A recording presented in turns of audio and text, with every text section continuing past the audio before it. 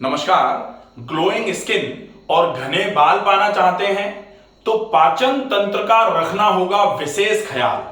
आजकल स्किन की ग्लो बढ़ाना और बालों को सुसज्जित बना के रखना, बालों को घना बनाना, बाल बिल्कुल अच्छे रहें, बाल कहीं कम ना हो जाएं, हेयर डेंसिटी जो है सामान्य तौर पर ये ऐसे करके देखते हैं, हेयर लाइन अगर लोगों की दिखना चालू हो जाती है तो फिर लोगों की चिंता इतनी ज्यादा बढ़ जाती है कि अब क्या करेंगे, बाल झड़ना चालू हो गए हैं। तो ऐसी कंडीशन में अगर आप बालों को घना रखना चाहते हैं और अपनी त्वचा की ग्लो को बढ़ा के रखना चाहते हैं और अगर आप पाचन तंत्र पर ध्यान नहीं देंगे तो निश्चित ही ये चीजें लगभग असंभव जैसी मानी जाएंगी।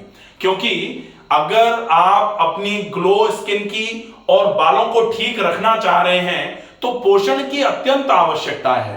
और पोषण अंदर से होगा। पोषण आप बाहर से कितना भी तेल लगा लो, आप बाहर से कितनी भी मालिश करा लो, लेकिन अगर अंदर से आपके त्वचा पर न्यूट्रिशन नहीं पहुंचेगा, अंदर से आपके हेयर बल्ब पर जो रूट होती है, बाल की जो जड़ होती है, वहां तक अगर न्यूट्रिशन नहीं पहुंचेगा तो फिर डेफिनेटली धीरे धीरे करके बाल कमजोर होना चालू होंगे। बाल की जड़ें जो हैं, वो जो खोपड़ी स्कैल्प जो है उस पर उसकी पकड़ अगर बाल की जड़ पर कमजोर पड़ेगी तो थोड़ा सा भी बाल को ऐसे करके खींचा और आप देखोगे कि हाथ में बाल ही बाल। तो अगर ऐसा होना चालू हो रहा है तो आपको अपने पाचन तंत्र पर सबसे ज्यादा ध्यान रखना है। और पाचन तंत्र पर ध्यान क्या रखना है? पाचन तंत्र को दुरुस्त करना है, पाचन तंत्र को मजबूत करना है। पाचन तंत्र को मजबूत करना है इसका मतलब क्या होगा? पाचन तंत्र को पहले साफ करो, शुद्धि करनी है, पूरा का पूरा आहार तंत्र बिल्कुल साफ रहे और साफ हो जाए। उसके बाद आप वो चीजें ज्यादा मात्रा में खाएं जो आपकी त्वचा के लिए और जो आपकी बालों के लिए बहुत ज्यादा आवश्यक है। लेकिन ज्यादा मात्रा में खाएं से ही नहीं चलेगा, क्योंकि खा तो सबको ही ज्यादा मात्रा में रहा है, लेकिन वो पचने की बजाय अगर फर्मेंटेशन चालू हो जाएगा, उसका सड़ना चालू हो जाएगा अगर वो खाना, तो फिर आपके शरीर को पोषण देने की बजाय रोग को बढ़ाने का काम करेगा वही खाना।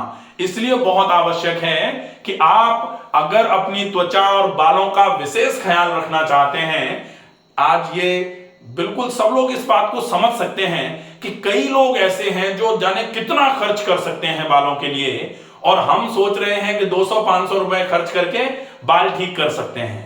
तो जिन लोगों के पास अथाह पैसा है वो अगर अपने बालों को ठीक नहीं करा पा रहे हैं तो फिर डेफिनेटली ये सोचने वाली बात है कि बालों को ठीक करने के लिए कुछ ऊपर से लीपापोती करने की बजाय आपका रूटीन बहुत अच्छा जब तक आप नहीं करोगे, और अगर हेरेडिटरी ही आपकी ऐसी नहीं है, अगर मान लो जेनेटिक कंडीशन या हेरेडिटरी कंडीशन अगर आपकी ऐसी है कि बाल बिल्कुल कंप्लीट यूनिवर्सल एलोपेशिया की आपकी हिस्ट्री है, बाल बिल्कुल ही गायब हो जाते हैं, चिकनी बिल्कुल जो स्कैल्प है बिल्कुल चिकना हो जाता है, ऐसे केस में तो बालों का उगाना और भी बहुत ज्यादा मुश्किल हो जाता है। लेकिन केवल आशा की किरण तब रहती है जब आप रूट कॉज पर काम करेंगे। और रूट कॉज क्या है? किसी भी शरीर में रोग के पनपने का मूल कारण क्या है? सर्वे रोगा मलावसा। सारे के सारे रोगों का कारण क्या होता है? मल का वास करना शरीर में। और शरीर में मल का वास करना अर्थात सबसे पहले क्या बोला जाता है? कहां वास करेगा? हम खाते कहां से? मुंह से खाते हैं, आहार नाल से होते हुए आमाशय और आंतों में रुकता है वो। अगर आंतें हम पूरी साफ कर दें और आंतों को दोबारा साफ रख लें, गंदा ना होने दें दोबारा, और फिर अच्छे तरीके से व्यायाम करें, तो ये 3 चीजें ही रह जाती हैं। पहला डिटॉक्स, शुद्धि, मतलब यहां आप अपने पूरे शरीर की अच्छे तरीके से शुद्धि करते हैं। दूसरे नंबर पर होता है पोषण। पोषण का मतलब आप अच्छा खाना बॉडी में पहुंचाना चालू कर देते हैं। और तीसरे नंबर पर होता है परिसंचरण। परिसंचरण का मतलब कि आप जो भी खाना आपने पहुंचाया है बॉडी में वो अच्छे से पचे, और पचने के बाद शरीर में खून के साथ पूरे शरीर में वो उसके पोषक तत्व अच्छे तरीके से चलें, सर्कुलेट हों। तो ये 3 चीजें अगर अच्छे तरीके से हो जाएंगी, अगर मान लो कि आपने शुद्धि नहीं करी है, उसके उसके बाद आप अच्छे से अच्छी मात्रा में खाना खा रहे हैं। जैसे ये पाचन तंत्र है, पाचन तंत्र की अगर धुलाई तो करी नहीं है और बिना धुलाई के ही हम कुछ भी उल्टा सीधा खाए जा रहे हैं या फिर अच्छे से अच्छा भी खा रहे हैं। लेकिन अगर जैसे हम बहुत अच्छे तरीके से जानते हैं कि एक मटके में अगर मान लो पहले का खराब पानी रखा हुआ है और उसी मटके में अगर हम दोबारा से पानी भर दें, इसको मटका मान लें अगर, और यहां हाथों में पहले का गंदा फंसा हुआ मल, चिपका हुआ मल पड़ा हुआ है, इसको साफ किए बिना, शुद्धि को किए बिना अगर हम अच्छा खाना खाना चालू करेंगे तो अब अच्छा खाना खाना चालू किया है, अब ये अच्छा खाना जो है वो डेफिनेटली काम तो करेगा।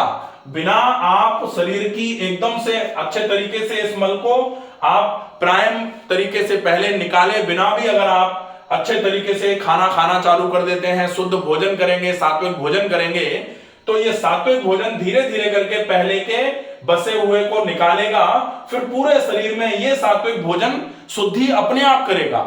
लेकिन अगर आप इस शुद्धि को असिस्ट कर देते हो तो जो काम अकेला भोजन महीनों में करता, अगर आप शुद्धि करके करेंगे तो वो काम दिनों में हो जाएगा।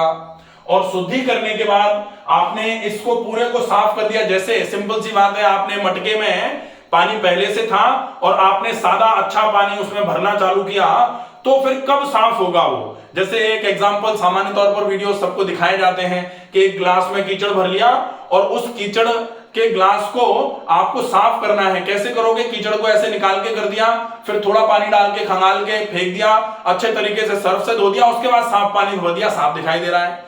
दूसरा क्या तरीका होता है कि साफ पानी ऐसे करके उसमें उड़ेलते जाओ, उड़ेलते जाओ, उड़ेलते जाओ, कीचड़ वाला पानी धीरे धीरे करके उसमें से निकलता जाएगा, निकलता जाएगा, निकलता जाएगा, और एक समय आएगा कि कीचड़ का पूरा पानी साफ हो गया, उसके बाद आप पानी उड़ेल रहे थे तो पानी ग्लास में साफ रह जाएगा।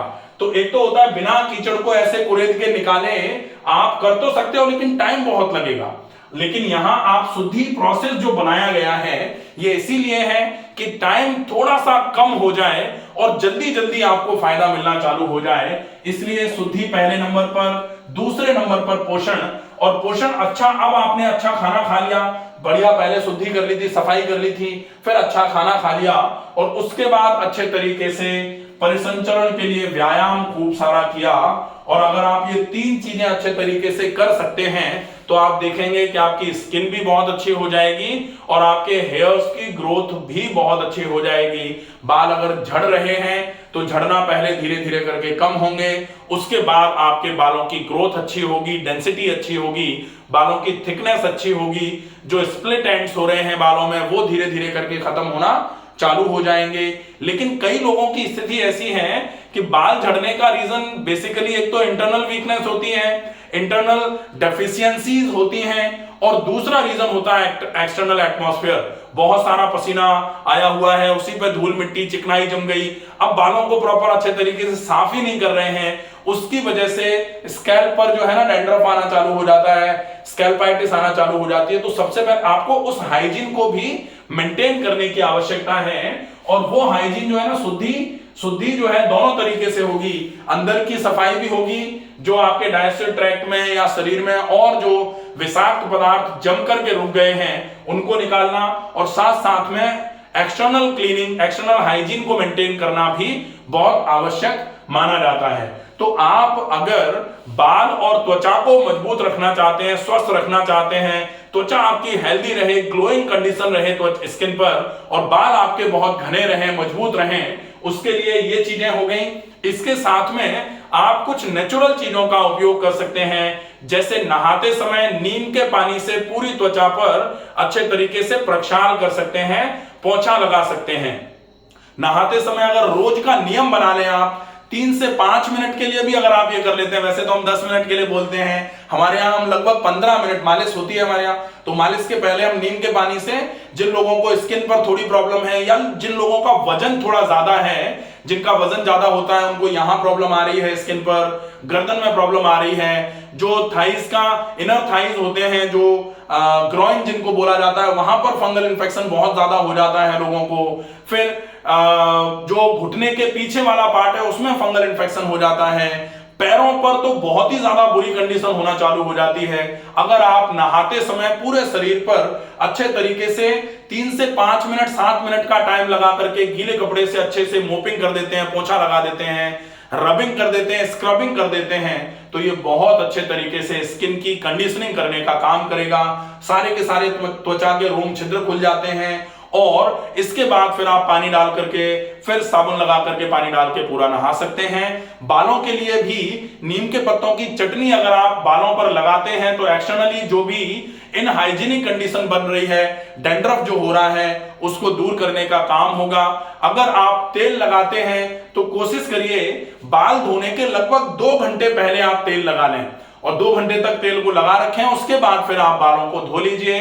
बाल धोने के बाद कोशिश करें तेल ना लगाया जाए, क्योंकि बाल धोने के बाद जो लोग सामान्य तौर पर लोग बाल धोने के बाद ही तेल लगाते हैं, लेकिन बाल धोने के बाद अगर आप तेल लगाते हो तो धूल मिट्टी चिकनाई बालों पर ज्यादा से ज्यादा जमा होना चालू हो जाती है।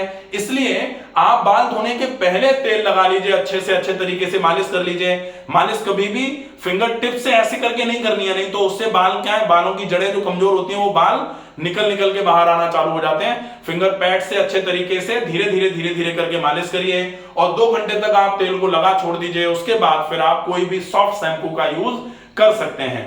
तो ये चीजें बहुत अच्छी रहती हैं बाल और स्किन के लिए। अगर आप इतना ध्यान रखेंगे तो डेफिनेटली आपको बहुत अच्छा आराम होना चालू हो जाएगा। अगर आपको ये वीडियो पसंद आए तो ज्यादा से ज्यादा लोगों तक इस वीडियो को पहुंचाएं। स्वस्थ रहिए, सुरक्षित रहिए। धन्यवाद।